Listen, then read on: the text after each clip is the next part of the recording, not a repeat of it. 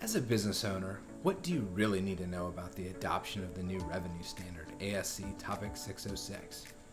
Well, number one, there's been a deferral on the implementation due date, but that doesn't mean that you should just wait to start the implementation because it's actually a pretty big lift.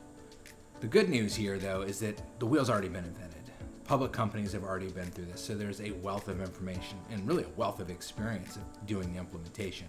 But the key is that there's just a ton of information out there, so you're probably going to need some help.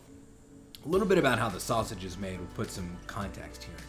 So the primary course of action is laying out the overall process, which would look something like this. For every revenue contract, there is a 5-step process that you'll need to go through to determine how revenue will be recognized going forward. It's going to be a little different. This is where the bulk of your time will be spent.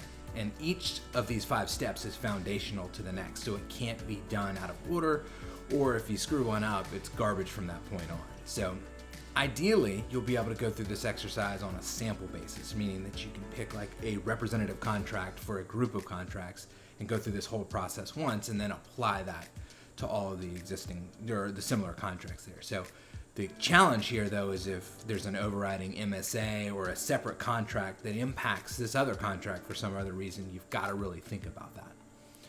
Ultimately, as the business owner, your focus is on surviving and growing the business right now, and this is really complex and pretty intensive for this short lift. So advice for number one is just get some help. Someone's already been through it. Number two, start as soon as you can. There will be surprises that have ripple effects and may require some proactive conversations with customers or stakeholders before the year's out. And lastly, get it finished. As we discussed last week, the leasing standard also has to be implemented.